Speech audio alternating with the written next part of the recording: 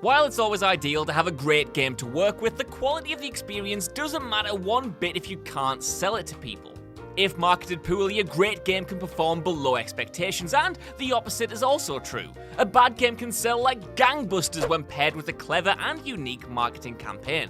Persuading someone to drop £50 or £60 on a game isn't easy, but the more buzz the publisher creates, the bigger its potential audience will be. This is why you'll often see companies pulling all kinds of crazy promotional stunts in an effort to get themselves noticed, because ultimately, any publicity is better than no publicity at all. Not all of them result in a successful game, but regardless, you have to applaud the creativity and brazenness of the teams involved. I'm Josh from WhatCulture.com, and these are 9 insane marketing stunts that we use to sell video games. Number 9. Bottled messages washed up on beaches. BioShock 2.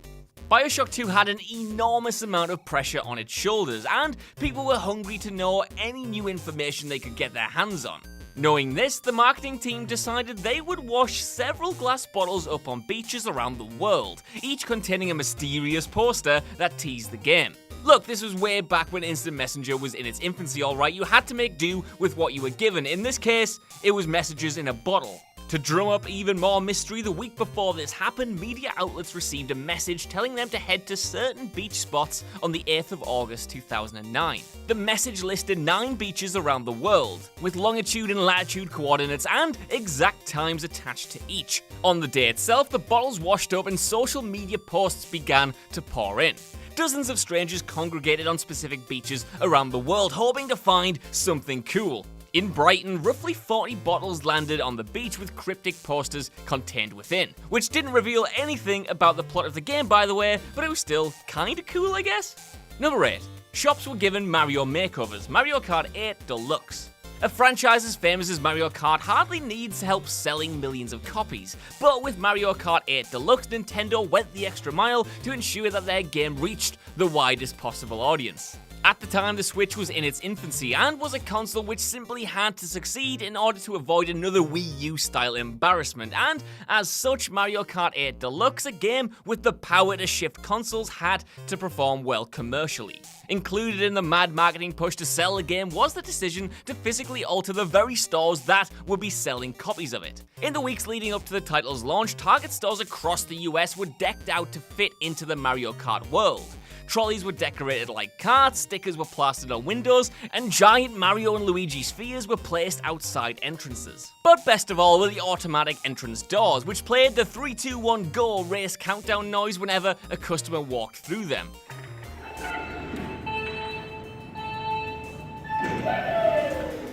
Number 7. Pigeons were spray painted with the game's logo. Virtua Tennis 2. Quite how someone came up with this idea is beyond me, but rest assured this is a real thing that really happened in real life. Really. As the name implies, Virtua Tennis 2 is about, well, tennis, which gave the marketing folks over at Acclaim Entertainment a pretty good idea. Why not take their game to Wimbledon, the most famous tennis tournament in the world, watched by millions around the globe each year? A victimless crime if I've ever seen one. But rather than just putting up billboards, handing out pamphlets, or setting up a demo booth, the company decided to spray paint 20 pigeons with the game's logo, training them to fly in and out of the tennis courts at the event. Acclaim made it clear that the birds were not harmed in any way, and they would not be released during actual matches, just during the warm-ups.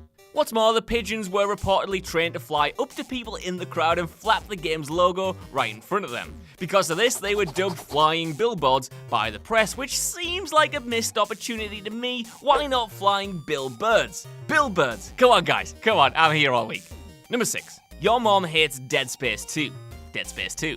It's rare that a company will advertise their game by labeling it, and I quote, an atrocity, but that's exactly what EA did with 2011's Dead Space 2. Shortly before the game's late January launch, the company unveiled their Your Mom Hates Dead Space 2 campaign, including a video that consisted of several different mothers. No, Jules, get out, it's not your voiceover, you can't do it here. Who were not paid actors, but actual, genuine mums reacting to some of the game's goriest, most violent sequences. Needless to say, they were not impressed with what they saw.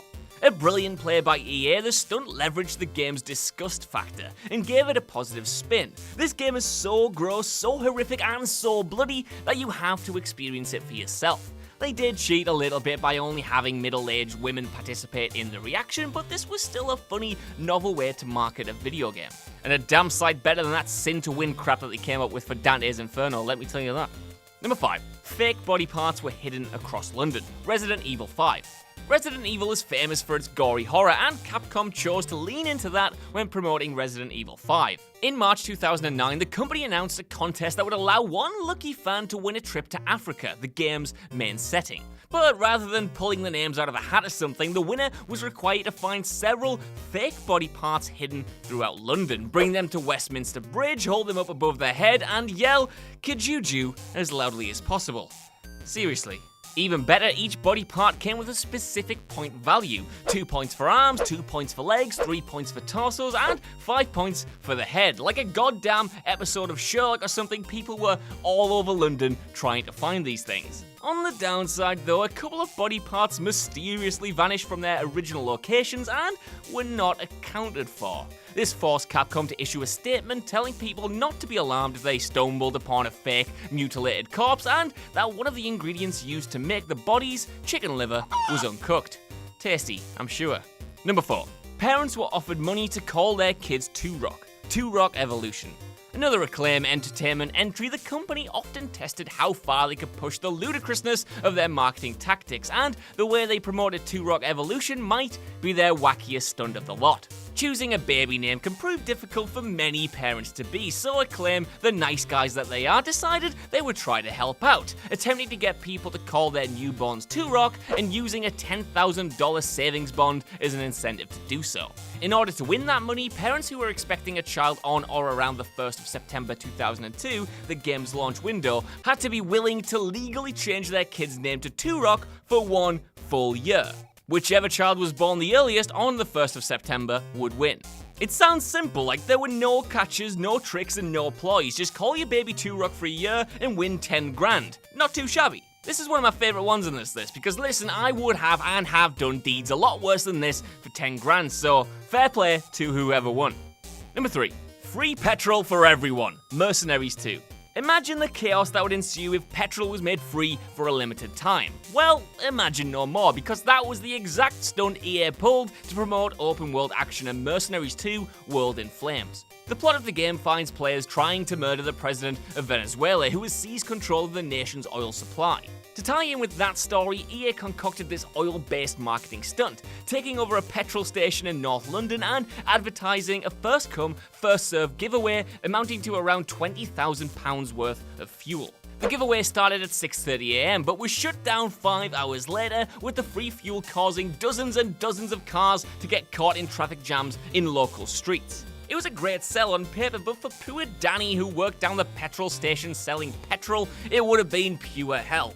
And it was a full-on gridlock, so the police intervened in an effort to clear up the roads and get things flowing again. Still, plenty of happy commuters managed to nab a full tank for free, and the stunt caught the attention of the local media before eventually going national. Number 2. Buy the game day 1, win an island. Just Cause 3. Just Cause 3 takes place on a beautiful Mediterranean island called Medici, an open-world environment that players can explore to their heart's content. Not satisfied with just delivering an in-game island adventure though, publisher Square Enix sought to make the virtual locale a reality for one lucky player. The company ran a competition in the run-up to the game's release that would grant the winning player an island, literally, valued up to $50,000. 90 days after the game's launch, whichever player accumulated the most chaos points, earned by completing missions, sabotaging vehicles, and generally blowing stuff up, would win the top prize. The winner could also choose to take a $50,000 cash prize instead, but come on, imagine the bragging rights of owning your own island. The only way to get involved with this campaign was to buy the Day 1 edition of the game, a sneaky little strategy on Square's part that likely resulted in a lot more pre-orders and early sales of the game. Buy Just Cause 3, play it a lot, and win 50 grand. Who wouldn't want to get involved? Number 1. No marketing whatsoever. Apex Legends.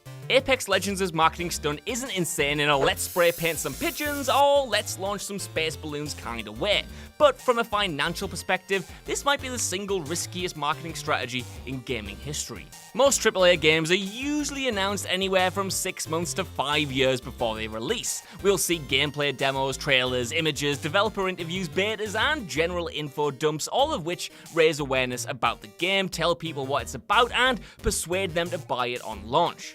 Well, Apex Legends just took a big ol' doo-doo on that idea.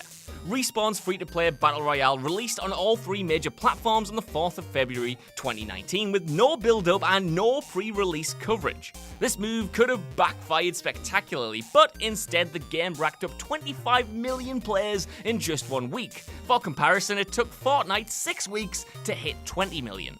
Basically, after the Star Wars Battlefront 2 loot box controversy, a free-to-play loot box heavy battle royale from EA would have turned a lot of people off instantly, so Respawn decided to let the game speak for itself on launch. A risky move, yeah. A stupid move, it had the potential to be, but it worked, and that's what matters. So that's our list. I don't know what you guys think down in the comments below. Do you guys know of any marketing stunts even crazier than this lot? And did you buy into any of these, more importantly? Either way, while you're down there, could you give us a like, share, subscribe, and head over to WhatCulture.com for more list news like this every single day. Even if you don't though, I've been Josh, you've been watching WhatCulture, and I'll see you soon.